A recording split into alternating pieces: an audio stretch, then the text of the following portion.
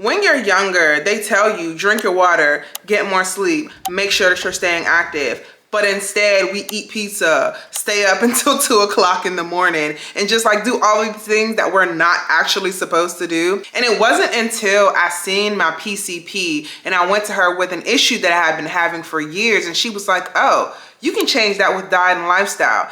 And I hadn't ever heard that before. All the doctors I had seen, 7, had told me that I needed to get surgery or I had to get on birth control. To be thick is considered a compliment. Now that I've lost about 30 pounds from doing things naturally, I realize now how much your lifestyle plays a part in your health and your development overall. Hey there, loved ones. Welcome back to Fully Loving Yourself. If you are new here, my name is Science Star J, and here on this channel, I share with you my journey of healing my body naturally from fibroids and a bunch of other things, also navigating the 9 pillars of self-care with you. So a few weeks ago, I was in the hospital, in and out of the hospital for days with chest pains that I couldn't figure out what the cause of them were. I was diagnosed with iron deficiency anemia, and I know one of the side effects of that is chest pain. So when I started experiencing those chest pains, I immediately went to the emergency room, even though I was on vacation, because I didn't want to try and go home and flying in the air and something happened to me. So while I was there, they told me that my blood levels had dropped and my iron had dropped and that I needed to get a blood transfusion. But even after I got the blood transfusion and I came home, I still didn't feel any better.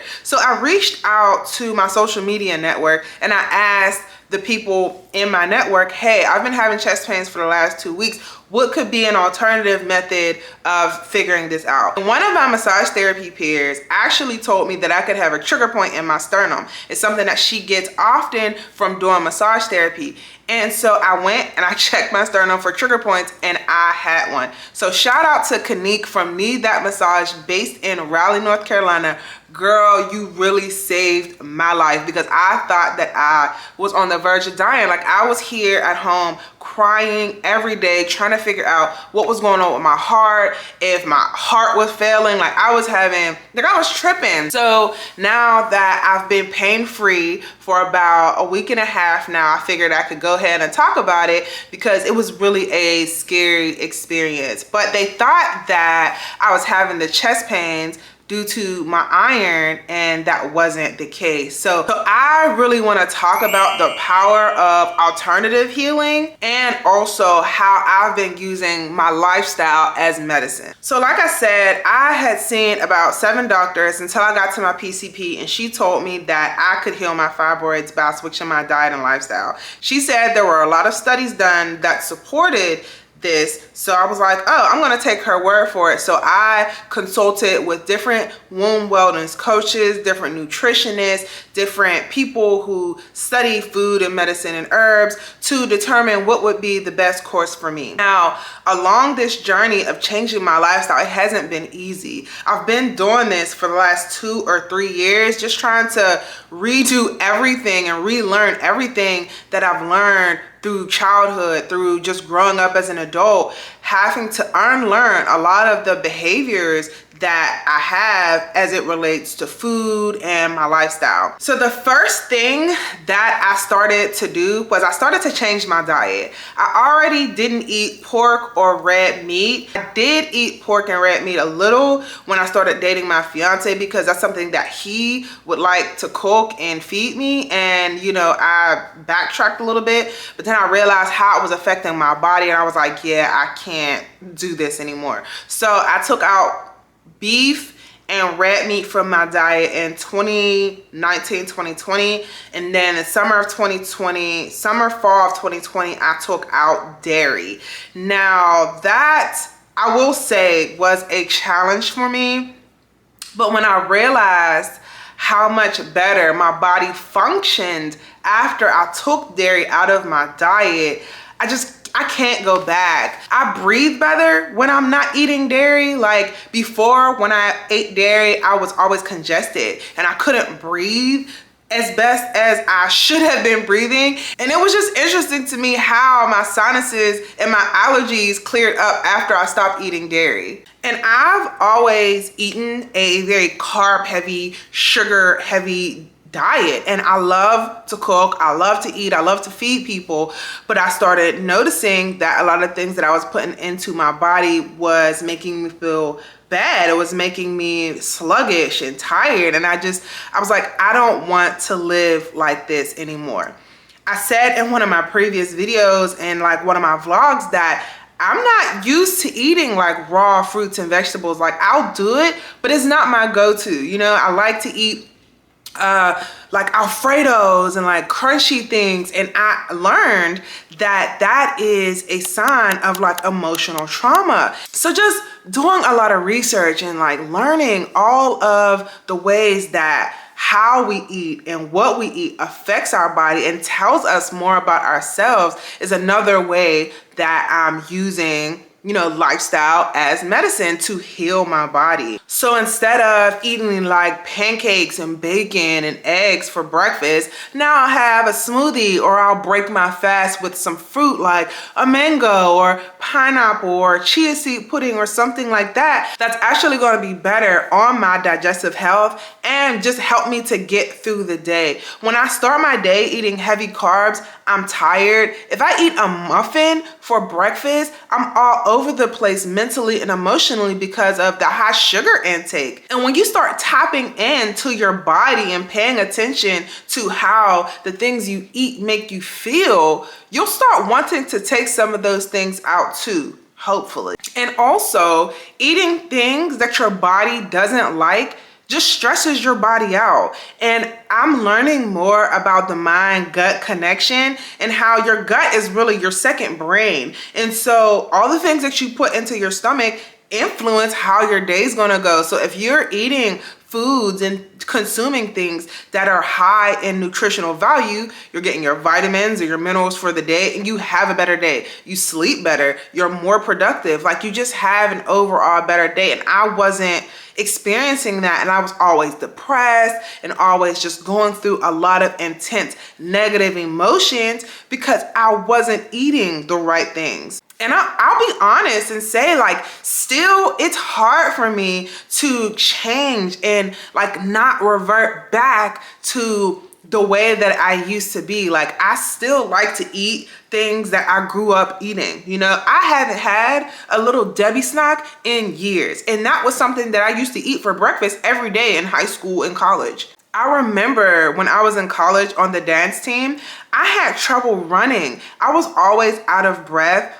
And I remember like all I ate in college was like burgers and fries and pizza. And I gained 40 pounds in my first year of college. That freshman 15 turned into a freshman 40 for me real quick. In the Black culture, it's cute to be thick, but it ain't cute when you start having health issues. So getting rid of the excess fat around the midsection and just in the body in general helps you to have a better quality of life. And actually, if you're someone like me who's battling with fibroids, having excess fat, it holds excess estrogen and causes fibroids to grow. So on this journey of healing my body from fibroids, my goal hasn't been losing weight, but it's beneficial. I'm down almost 30 pounds now, and I know that it's helping the fibroids to shrink. I feel better. I feel more confident. I know I look good. Like, I've always felt like I looked good before, but now you can't really tell me nothing. And also, having excess fat on the body causes you to be stressed. Like when I'm more overweight, my boobs are heavier, my back is hurting more, my knees are hurting. Like when my doctor was telling me, oh, your knee will feel better, you'll feel better if you lost weight, I was like, oh, you just saying that. Like, that's what doctors are supposed to say. No, she wasn't lying. Seriously, like, I lost weight and I started feeling better in different areas of my life, even though I liked being thick. I like being thick, being cute, but no, you gotta take care of yourself. We gotta take care of ourselves. So another thing that I have started to do over the last couple of years that I didn't do before was take my vitamins. I wasn't even aware that I was vitamin deficient in anything until I started talking to a functional health doctor who told me that I needed to start taking vitamin D3 with K2 and vitamin B complex. I hadn't heard any of these things before other than my iron. And so now I'm taking magnesium to help me with my sleep and like a bunch of other things that are just helping me to have a better quality of life, because honestly, a lot of our meals don't have all of the vitamins and minerals that we need. And from what I'm learning, the soil that our food is grown in doesn't have the nutrients that we need either. So we have to sometimes supplement our bodies with the things that we need that we're not getting on a daily. And I know that that's a very controversial thing. Like, people will say, oh, just eat more fruits and vegetables. But if you're someone like me, I don't really like to chew food a lot. Like, I don't really like to eat a lot every day. I'll have a juice or a smoothie. Like, I'm having a smoothie right now. But if you're not getting all of your nutrients on a daily, there are other ways to do it, especially starting out for me personally. So I know that a lot of my issue is stress. Stress management is a big thing for me. It always has been. I think that might be the root cause of why my fibroids are present. Learning how to de-stress. I know the techniques, but getting my mind to slow down and calm down is a task. So some of the ways that I have tried doing that are taking ashwagandha, taking magnesium before I go to sleep, ashwagandha tea, have like a stress relief tea. I've tried doing yoga, but I just can't get into it because it's slow. But I know that that is something that I have been recommended to do, and so I'm trying to incorporate it more. Now, one thing that I do love to do as far as stress management is journaling and meditation. I love to meditate and sit in silence and just, decompress from the day and write down my thoughts and everything. I have journals from years ago. That's my thing. I love to write. I'm an author. If you haven't copied either of my books, please make sure that you go ahead and check those out in the description box below. Okay, journaling and meditation are the big things that I like to use in this journey of de-stressing and decompressing. I will say that in the era of social media, it has been a bit challenging over the years to not be on my phone as much. I noticed that when I spend more time on my phone, like especially on TikTok, I don't feel as good mentally. So I actually did delete the TikTok app just so I could have more of my time back and just more mental clarity. I just didn't like how much time I was spending on TikTok and on my phone. Even though I'm a content creator, there are ways that you can utilize these platforms without it being unhealthy. So definitely limiting my time on social media by creating strategies around how to upload content and just how to show up in general. I really feel like you have to be intentional when you're trying to do a lifestyle change, because being on social media can really cause you to be anxious, depressed, and stressed out. And those are just things that I'm trying to avoid. And I'm trying to, keep me sane, keep my mind good. When I first started out trying to get back on this lifestyle change, I wasn't being active. I was being very sedentary, sitting at home during COVID, sitting at work, not wanting to go out of the house. So the first thing I did was I just got moving. Well, outside of changing my diet, the other first thing I did was I started taking walks. Like on my lunch break, I would just go for a walk around the neighborhood just to get that vitamin D and just to refamiliarize myself with moving. Going to the dance studio, moving around, dancing, just doing fun things that I miss and enjoy doing. I used to be really active when I was younger, and that changed over the years from working and driving everywhere now that I live in the country. When I lived back home in PA, we walked everywhere. So now I have to be more intentional about being active and making sure that I'm moving my body. You really want to be sure that you're taking care of your body. And a lot of times for me, I can get kind of distracted by social media. So I have to delete the apps and go for a walk. It's a real thing. Something that helps me to sleep at night, because my mind is just racing, besides journaling, is guided meditations. I have really been enjoying guided meditations for the last month. Doing guided meditations myself, affirmations like that. I fall asleep like that. Like, I really love guided meditations. I'll link some of the ones that I use down in the description box because they really help me to feel better. I go to sleep at night and I wake up energized and just feeling refreshed. Like, I really enjoy those guided meditations. Just like the nature sounds, I like those. I don't like the water ones or the rain ones, but I do like some of the other ones, and I'll share those with you too. And then another thing that has been helping me on this journey of changing my lifestyle is minding my business. And I know you may have heard people say like, oh, I'm flourishing because I'm drinking my water and minding my business. There's actually some real truth to that theory. Staying hydrated actually helps you a lot. It helps your skin, it helps your digestion, it helps your overall quality of life because we are made up of majority water. So you have to stay hydrated. And also, minding your business is actually a life hack. I used to be a people pleaser to the max, and I'm working on it. I am working on it. But when you mind your business and you take a step back from other people's problems and the things that other people have going on, your quality of life gets a lot better because you're not as stressed out about what they have going on.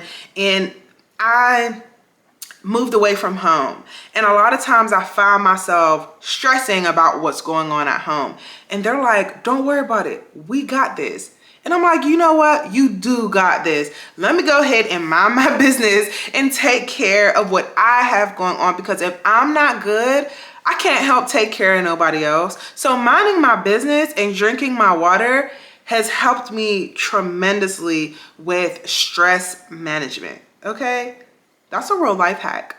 And another way that I'm using my lifestyle as medicine is that I'm actively trying to get better at socializing and pouring into my relationships. I like to be alone. Like, I like my isolation and my quietness. However, it really helps to have social connections. Like, I believe that's in like one of the hierarchies of life. You know, we have to be connected. I have a very healthy relationship with my partner. I have healthy relationships with my friends, but I want to continue to have those healthy relationships. So I have to pour into them. And as I pour into them, they pour into me, and they check me, and like we check each other and we help each other along our journey. So if I have something that I'm going through, I can reach out to them for counsel, you know, and having different friends for different things too really helps as well. I grew up wanting to have more friendships and relationships because I moved around a lot. And so I'm really grateful for the fact that I have healthy friendships and relationships here now in North Carolina, and I've been here for 6 years. I recently just celebrated over the weekend my bachelorette party and bridal shower, and I was just filled with so much love, gratitude, and appreciation for my friends that showed up for me, because I always had this limiting belief that people don't show up for me. And so having that experience helped to heal me mentally, emotionally, and spiritually. And I believe that that's a really big part of, you know, lifestyle as medicine, and using our experiences to heal our bodies and our spirit, mentally, just in every way. There are so many things that we can do better ourselves to heal us. And a lot of diseases that we have stem from emotional trauma. Now, I'm not sure if there are studies on this, but I know as a licensed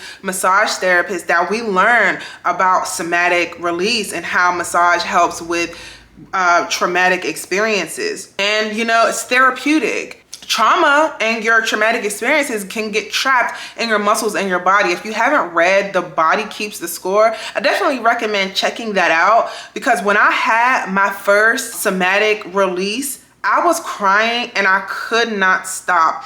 And I felt so much lighter afterwards. I've also begun to tap into other things like Reiki healing and massage therapy. I used to never like people touching me, but now I get massages regularly. And I think that that is very important for us to do to help detoxify our bodies and just to help us with our emotional regulation, our mental regulation. Massage therapy helps with anxiety and depression, you know, doing acupuncture, for an example, massage therapy, acupuncture, Reiki healing. I strongly believe in the powers of alternative healing. That girl told me that I had a trigger point in my chest and I released it. Those doctors could not figure out what was wrong with me for weeks. They kept sending me back and forth to the hospital to get imaging. They were never going to find a picture of a trigger point in my chest.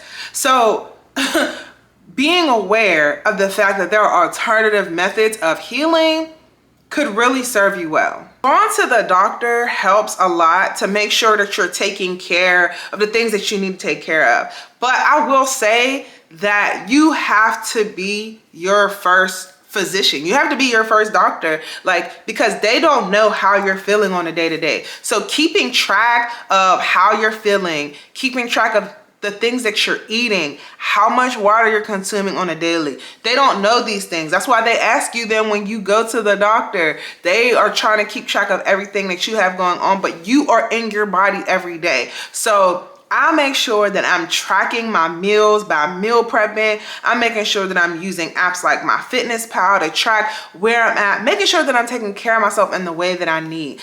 And using lifestyle as medicine should be your first line of defense. There have been so many studies done on this actually being a thing that there's no way that we shouldn't at least be looking into it and trying it out. I personally didn't like the way that it felt being in the hospital the 2 times that I went. And if there's anything that I can do to make sure that I'm healthy and that my quality of life is good when I reach my 40s, 50s, and 60s, and I'm here to take care of my children whenever God blesses me with them, I'm gonna do that. And so I just hope that this video was helpful to someone else with me sharing my journey of how I'm using lifestyle as a medicine. And I hope that you all start to do the same thing as well. If you enjoyed this video, please go ahead and hit that like button, okay? And don't forget to subscribe to the channel before you head out, all right? If you enjoyed this video, please stay tuned and watch this next one.